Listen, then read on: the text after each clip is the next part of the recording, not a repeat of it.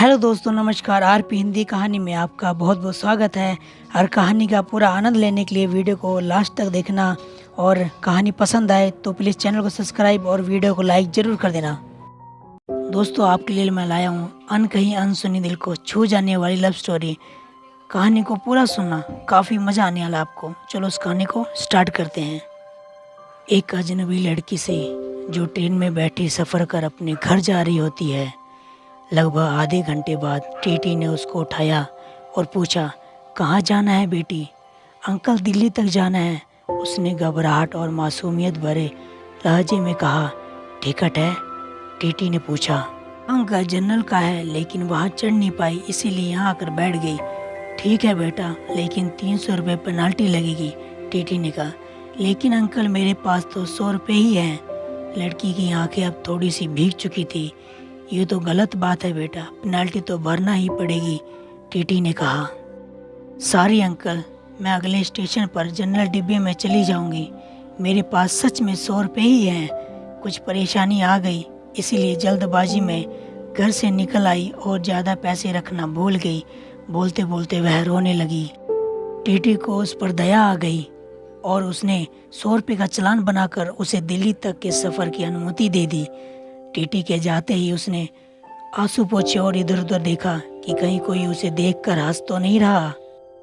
फिर उसने अपने बैग से मोबाइल निकाला और किसी को फ़ोन किया कि जल्दबाजी में वह पैसे रखना भूल गई और अब उसके पास बिल्कुल पैसे नहीं हैं। कैसे भी करके दिल्ली स्टेशन पर उसे कुछ पैसे भिजवा दे, नहीं तो वह समय पर गांव नहीं पहुंच पाएगी। इतना सब कुछ सुनने और समझने के बाद मेरे मन में एक ही बात बार बार आ रही थी कि हो ना हो यह लड़की किसी ना किसी मुसीबत में ज़रूर है। ना जाने क्यों उसकी मासूमियत देखकर मैं उसकी ओर खींचा चला जा रहा था। मन कर रहा था कि उसके पास जाकर इंसानियत के नाते उसकी मदद करूं और कहूं कि तुम परेशान मत हो और रो मत। लेकिन एक अजनबी के लिए इस तरह से सोचना और उसके पास जाकर उससे बात करना भी अजीब था।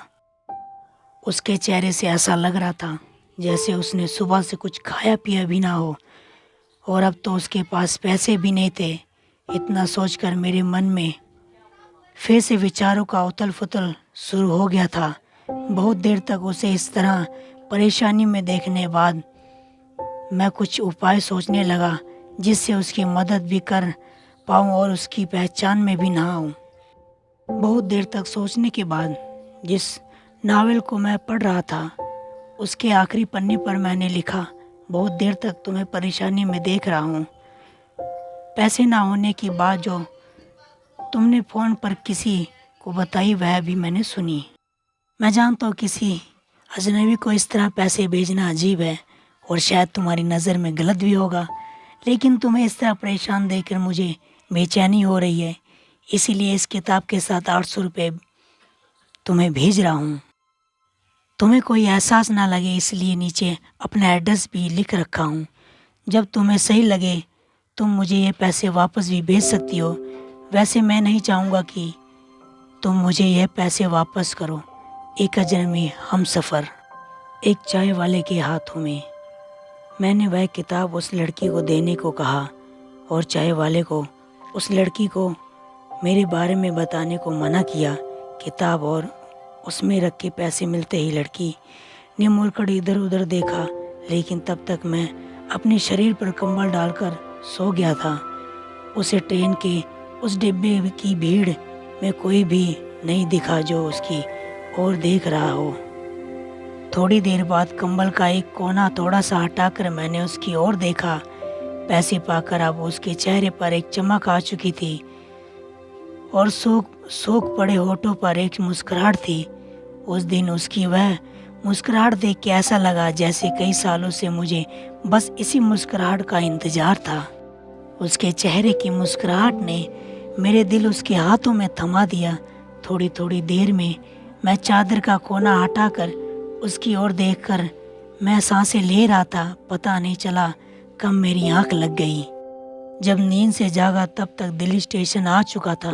मैंने उस सीट की तरफ देखा तो वह लड़की जा चुकी थी, लेकिन सीट पर वही कागज़ पड़ा था जिस पर मैंने कुछ लिखा था। मैंने जल्दी से उतरकर वह कागज उठा लिया। कागज की दूसरी ओर उसने लिखा था, थैंक यू मेरे अजनबी हमसफ़र, आपका यह एहसान मैं ज़िंदगी भर नहीं भूलूंगी। मेरी माँ आज मुझे छोड़कर चली गई है। घर में मेरे अलावा कोई भी नहीं है, इसलिए आनन फानन में घर जा रही। आज आपके दिए इन पैसों से मैं अपनी माँ को शमशान जाने से पहले एक बार देख पाऊंगी। बीमारी की वजह से माँ को ज़्यादा वक्त तक घर में भी नहीं रखा जा सकता। आज आपकी वजह से मैं सही वक्त पर घर पहुँच पाऊंगी। आज से मैं आपकी कर्जदार हूँ, जल्द ही आपके पैसे लौटा दूंगी। उस दिन से उसकी वह नम आंखें और मुस्कुराहट मेरे जीने की वजह बन गई। हर रोज़ पोस्टमैन का इंतज़ार करता और उससे पूछता शायद किसी दिन उसका कोई खत आ जाए। आज 2 साल बाद एक खत मिला। लिखा था, आपका कर्ज मैं अदा करना चाहती हूँ, लेकिन खत के जरिए नहीं, आपसे मिलकर। नीचे मिलने की जगह का पता लिखा था और आखिर में लिखा था, तुम्हारी अजनबी हमसफ़र। सो दोस्तों, ये कहानी अब यहीं ख़त्म होती है। तो आपको ये कहानी सुनकर कैसा लगा मुझे कमेंट बॉक्स में ज़रूर बताना। अगर मेरे चैनल पर पहली बार आए हो तो वीडियो को लाइक कर देना और चैनल को सब्सक्राइब कर देना। मिलते हैं अगली कहानी में, अभी के लिए बाय बाय।